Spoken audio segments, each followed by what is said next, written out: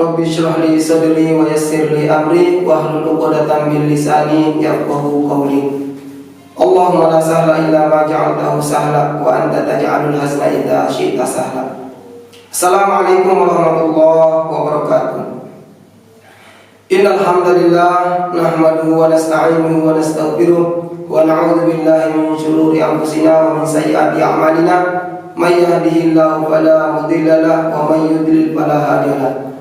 Asyhadu an la ilaha illallah wahdahu la syarika lahu wa asyhadu anna Muhammadan 'abduhu wa rasuluh.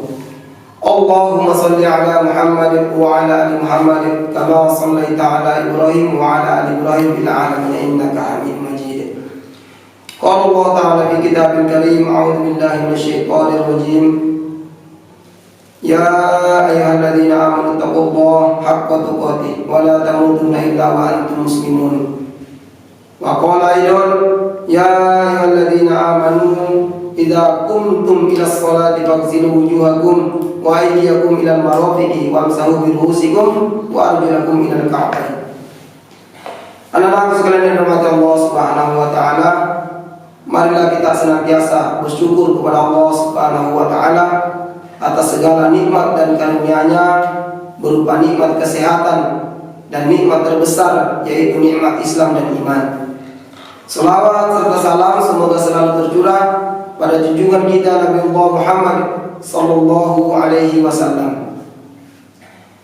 Anak-anak sekalian yang dirahmati Allah Subhanahu wa taala, sebagai ajaran yang lengkap, Islam tidak hanya membahas akidah dan syariat, akan tetapi Islam juga membahas tentang kesucian dan kebersihan, yang mana kita sering mendengar tentang tohara yang Allah Subhanahu wa taala mengingatkan atau menyampaikan di dalam Al-Qur'an surah Al-Maidah ayat 6. Allah Subhanahu wa taala berfirman, ya ayyuhalladzina amanu idza qumtum ilas sholati faghsilu wujuhakum wa aydiyakum ilal marafiqi wamsahu bi ru'usikum wa arjulakum ilal ka'bayn.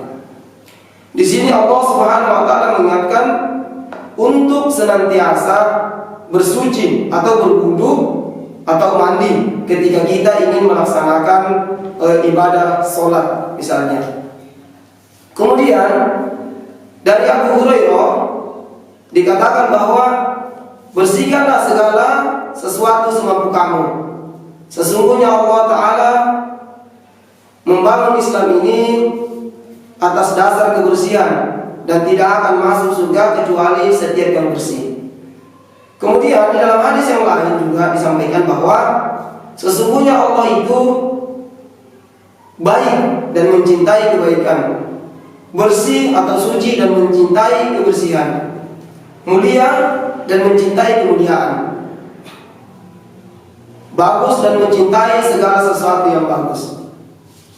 Anak-anak sekalian yang dirahmati Allah Subhanahu wa taala, kemudian Rasulullah juga tidak hanya mencintai kebersihan pada diri kita saja, akan tetapi Rasulullah juga peduli terhadap kebersihan lingkungan, yang mana Rasulullah menyampaikan dalam hadis dari Abu Hurairah radhiyallahu anhu bahwa iman itu ada 69 cabang.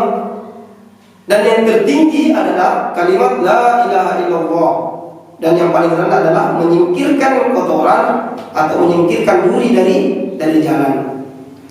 Kemudian dari Abu Darda dikatakan bahwa barang siapa yang membuang dari jalan umat Islam sesuatu yang mengganggu mereka, maka akan dicatat oleh Allah Subhanahu wa taala perbuatan itu kebaikan. Dan barang siapa yang dicatat kebaikan oleh Allah Subhanahu wa taala, maka akan dimasukkan ke dalam surga. Anak-anak sekalian yang dirahmati Allah Subhanahu wa taala, kebersihan merupakan salah satu kunci dari kesehatan. Jika tidak menjaga kebersihan diri, tentunya bakteri dan virus penyebab berbagai penyakit juga akan lebih mudah menyerang dan berkembang di dalam tubuh kita.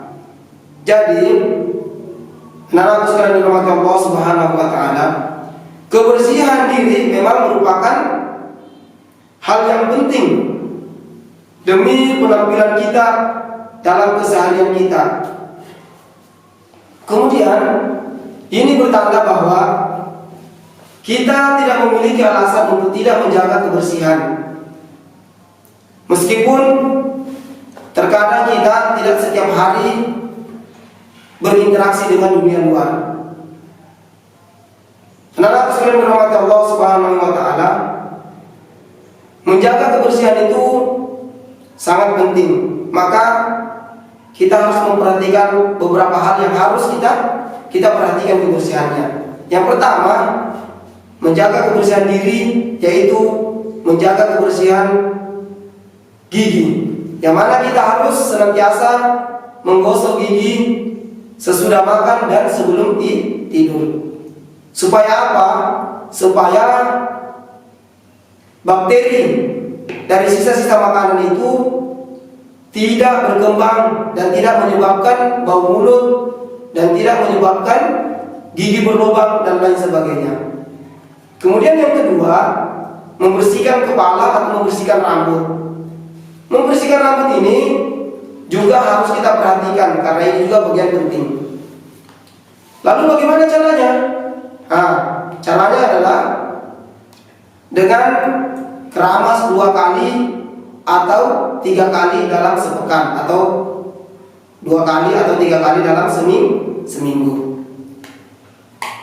Kenapa kita tidak keramas setiap hari agar rambut kita atau kepala kita lebih bersih? Ternyata keramas setiap hari juga tidaklah baik, karena dapat menyebabkan kulit kepala kita kering dan membuat rambut kita rapuh. Kemudian yang ketiga, mandi 2 kali sehari. Mandi 2 kali sehari untuk masyarakat atau kita yang tinggal di Indonesia ini adalah sesuatu yang wajar. Yang mana kita hidup di Indonesia dengan iklim yang tropis atau iklim yang panas, maka 2 kali mandi sehari adalah hal yang wajar. Kemudian yang keempat, cuci tangan dengan sabun. Kebiasaan yang satu ini meskipun sederhana, namun sangat penting untuk menjaga kebersihan diri kita. Cuci tangan dengan sabun sangatlah penting untuk dilakukan, terutama pada saat dan sebelum kita makan atau sesudah makan. Kemudian setelah kita menggunakan toilet, sebelum dan sesudah kita bermain dengan teman-teman kita, sebelum kita masak dan lain sebagainya. Kemudian yang ketiga, yang kelima, yaitu membersihkan kuku. Kuku yang merupakan bagian kecil tubuh kita, sering kali kita abaikan kebersihannya. Padahal kuku adalah tempat yang sangat berpotensi sebagai tempat kuman dan bakteri berbagai penyakit untuk berkembang. Maka senantiasa membersihkan kuku atau memotong kuku yang sudah panjang adalah solusi terbaik untuk membersihkan kuku kita, ya. Kemudian yang keenam, mencuci kaki. Selain mencuci tangan, mencuci kaki juga penting. Kenapa? Karena penggunaan sepatu atau kaos kaki seharian bisa menimbulkan perkembangan bakteri di kaki yang menyebabkan biasanya kaki kita bau dan lain sebagainya. Kemudian yang ketujuh, gunakan pakaian yang bersih. Kebersihan diri bukan hanya dipengaruhi oleh kebersihan tubuh saja, akan tetapi juga dipengaruhi oleh pakaian yang bersih. Karena ketika kita sudah membersihkan badan atau membersihkan tubuh kita, kemudian kita menggunakan pakaian yang kotor, maka yang kesan yang terlihat adalah kesan yang kotor.